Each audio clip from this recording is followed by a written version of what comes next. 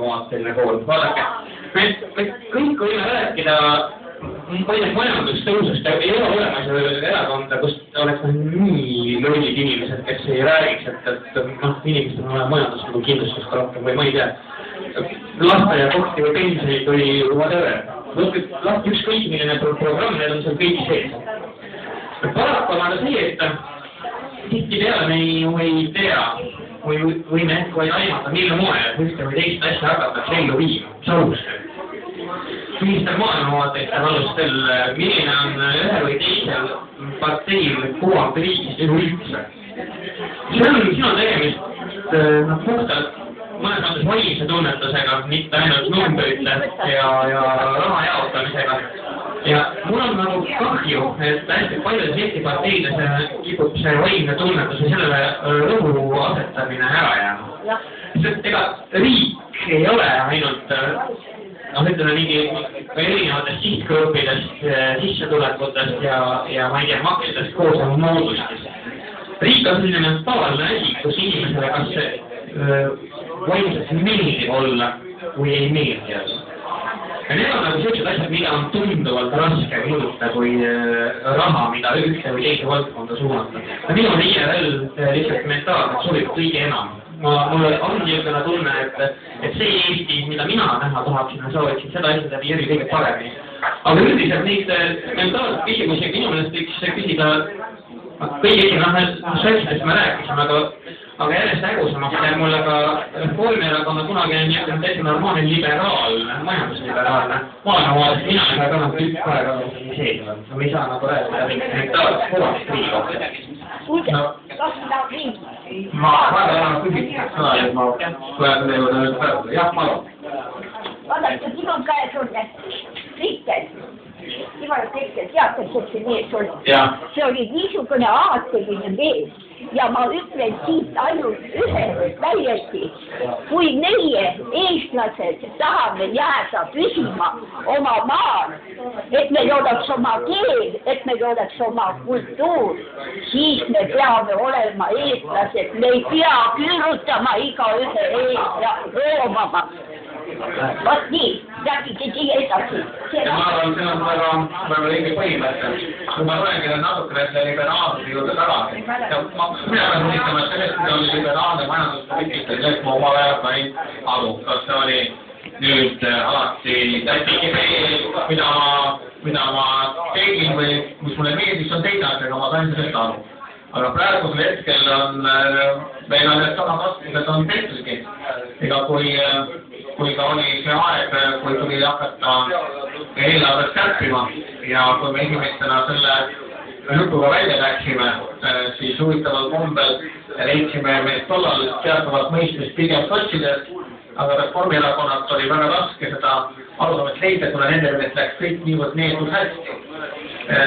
Seda küll, aga ma pidasin praegu silmas veel ühte kolmandat asja, see on mingi võimul püsimise mehhanism, mida mina seal näen pigem mitte siis hea esimesena, aga oligi mingil määral võimul püsimise mehhanismist, mis tõttu nad ei tahtnud midagi hakata muutma, sellepärast et nad said aru, et see on ohtlikult, see võib tulla ohtlikult ebapopulaarseks.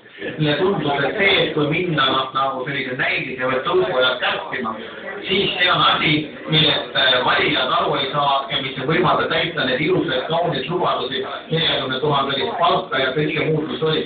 See oli ikka puhtalt selline poliitiline põhjus, see sama võimust kinni hoidmine, mis hetkeks pani selle asja seisma. Mina ka natuke, kuigi ikka peamiselt andmikkonda teisel pihti mõtlema, et me lõpuks selle asja liikuma saime, siis oli andmikist üsna palju kadu ja me pidime rohkem tõdima selle erakonna sees. Kui peaministriga, kes ma tahan, kui ma juba kiitmise peale läksin, ma sain ühena Reformierakonnast aru veel ühest asjast, kulutusi ei maksa kärpida. Me oleksime ikka Reformierakonnast sees, kes otsid, et neid soovitusi kuulnud, siis Eestis enam Pärtsemäel ilmselt ei ole. See kärbe, mis oleks seal pakutud, selleks, et ühe hoobiga kõik majandusprobleemid lahendada näiliselt sellest. Et kaitseväe taha võtmine on väga näiline majandusprobleemide lahendamine. Me tegelikult oleksime reaalseid kulusid kärpinud ja meil oleks tulnud need majandusprobleemid täie hooga uuesti peale. See, mida meie pakkusime, oli see, et kärpida sealt, kus kohas on tegemist kulud, mis mõjuvad ka tulevikus ja loovad, on näinud igasuguse piiride, see, mis oli vahepeal Eestis toimunud. Ja oleks isegi puhtmajanduslikult võtnud üheks aastaks need kaitsekulud maha, siis järgmisel aastal oleks me ikkagi olnud probleemid. Aga Eesti kaitseväge nagu sisuliselt enam ei ole. Nii et see on selline nagu omaette tegelikult huvitav probleem, et milline on selle võimu püsimise hind ja mida ollakse valmis selle nimel tegema, et seal olla. Ja see on minu jaoks olnud selline üks probleem. Nojah, kui siin rääkisite kärbetest ja tõusuajast, siis üks asi on ka muidugi riigi rahaline reserv ja loomulikult, et seda selle kogumisest või täiendamisest ei saanud küll näiteks Keskerakond sugugi aru, et nende oleks sellist mõistlik kõik käbedalt laiali jagada.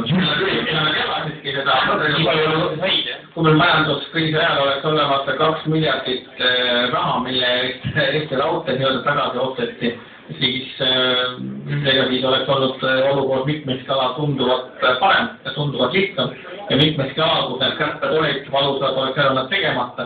Tegelikult ma arvan, kõige hullem, mis tehti nende kärbete ajal ja isegi mitte kärped ise, vaid maksutõus.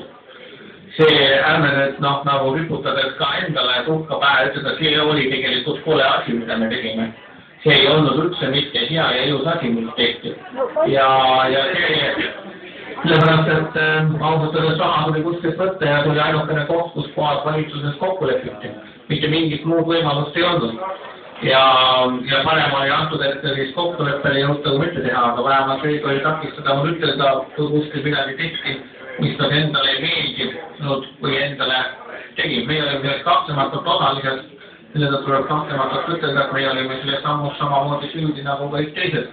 Aga seda enam on meie kohustus nüüd tulevikus see maksukoormus, mis on tõusnud Eestis selliselt, see maksukoormus jälle alla lüüa. Et kui me seda maksukoormust alla ei löö, siis majandus tõhusalt kasvama ei hakka. See on kahjuks nii. Aga ma arvan, et poliitikud ülesanne on rääkida mitte ainult sellest kõigest head, mis nad on teinud, vaid vahetama rääkida ka sellest, kus kohas on tehtud midagi, mis nii hea ei ole. Sellepärast, et keegi meist pole issand jumal, et me ei eksiks. Nojah, mis puudutab kärpida kusagilt raha võtmist, siis üks asi on ju ka, millest peaks aru saama, millest inimesed tihtipeale ei taha aru saada. Kui nad on ühe või teise kärpega rahul olematud, siis tõepoolest kusagil ju peab raha tulema. See on nagu äärmiselt kummaline, et eriti vasakplaanis ei kujuta inimeste ette või see on nagu mingi müütiline koht, kus see riik, kus nagu raha võetakse, keegi ei suvatse mõelda, kus see sinna saab. Keegi suvatse mõelda, et iseenesest ei sünni siin kassid mitte. Mõelda siis sellest, et riigil midagi panna oleks. Sellest mina aru ei saa, isiklikult ja on minus alati hämikot tekitanud, kui ma vaatan Tallinna linna, niisugune pioneerilik lollakas saartne valmis oleks järjest juurde vähemalt. Ja mõtlemata nagu tuhkagi edasi. Ja näiteks kui kunagi ma loodan, et see võim muutub, siis me ei veel ainult, ma ei tea, ma ei kujuta praegu ette, kui lollis olukorras võiks olla järgmine Tallinna linnavalitsus.